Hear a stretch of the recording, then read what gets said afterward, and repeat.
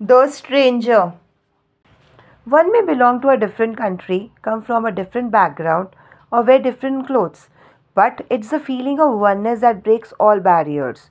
Read an account of how young Jason breaks all barriers of language and custom and establishes a bond with his grandfather, who is a Chinese. Now, the story is about the three children and the two parents. They have gone to receive the grandfather. The children's grandfather is arriving, and they have gone to receive him at the airport. Now the grandfather only understands Chinese. He is not well aware of English, and these children, they are not at all aware of Chinese. So a language barrier comes it between their relationship. Now let's see what happens. I tried to imagine if my grandfather would be like my father, tall and strong, or like my mother, short, delicate, and talkative. I had forgotten whether he was my paternal or maternal grandfather. After searching my mind for early images of my grandfather, I couldn't remember anything about him. We all stood expectantly at the airport. Expectantly means eagerly at the airport, watching the passengers file out into the receiving room. Grandfather's Chinese background made him impossible to miss. Dressed in a traditional blue jacket, he walked with the dignity of a general inspecting his troops. His penetrating black eyes scanned the hall in search of us. Scanned the hall means looked at every part of the hall. My parents rushed to greet him. In an excited voice, my father called out, Ni hao, ni hao. Neither sin ti can't. Chi lin hin hao, meaning, Hello, are you tired from your trip? You look great. My parents said much more, but I could no longer follow. Grandfather gave us all hugs and kisses, yet my brothers and I stood apart, wondering what to do, for we had just realized that he spoke only Chinese. Under the frowning eyes of my parents, I said hesitantly, Yi yi ni hao wow. I faltered, trying to remember what I was supposed to say. My grandfather looked first at me, then at my parents. My mother explained that we were as poor in Chinese as he was in English. A month had already passed since grandfather's arrival. On a Friday afternoon, while my brothers were absorbed in their games, I stole a quick glance at my grandfather. He stood rigidly, staring out of a window, his eyes filled with loneliness and frustration. I suddenly remembered the games he had brought for us, Chinese chess and some sort of a beanbag. So, if you get a question that what gifts the grandfather bought for the children, so you will write the answer Chinese chess and some sort of a beanbag. We had thanked him with a rehearsed shishi. Now, shishi is a Chinese word which means thank you in English, and made attempts to understand the gifts. Yet, even after numerous explanations, the gifts remained beyond comprehension to us. Beyond comprehension means impossible to understand. They were symbols of his culture but now lay untouched on the table.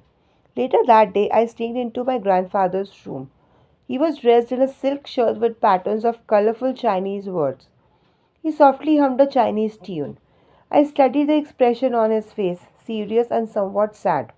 He seemed to be reminiscing. Reminiscing means remembering his old days, remembering the past. Maybe he was missing his country, his old life. He seemed to be reminiscing, for at one point tears found their way down his weathered cheeks. Weathered means old and wrinkled cheeks. I gently closed the door, trying to understand what I had seen. A few days later, I found my dad alone reading an issue of a sports magazine. When he saw me standing near him, he put down his magazine and asked, Is there something wrong, Jason? Then Jason said, It's grandfather. Then the father, now all the conversation is by father. I have noticed that you haven't exactly gotten to know each other yet. Why don't you give him and his culture a chance? Then Jason is saying, I don't really understand him, Dad.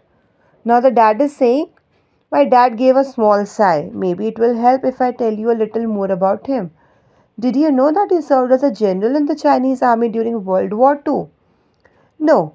Well, life may be calm for him now, but let me tell you, he has gone through many adventures. In fact, I remember him telling me once about how we escaped from China.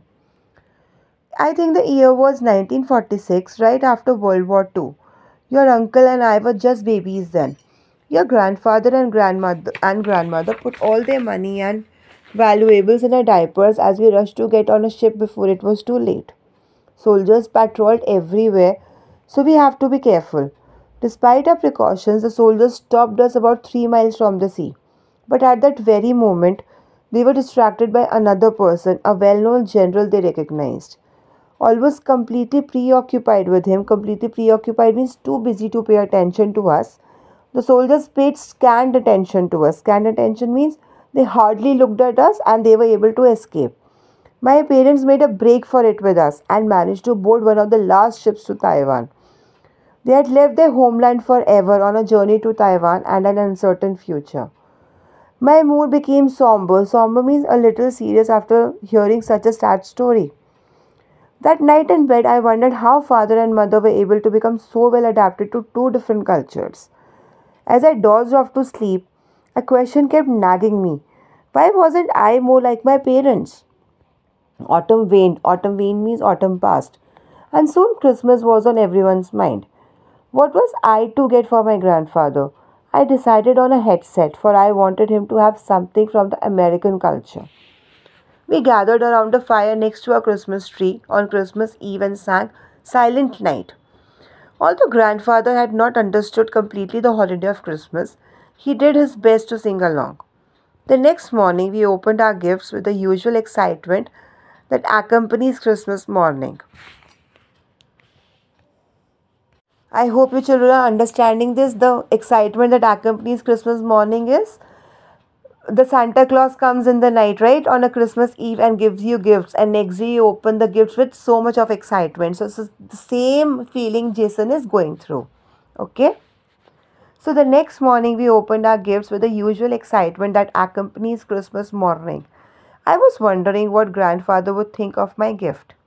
After seeing the headset, his face showed a blank. He didn't understand at all.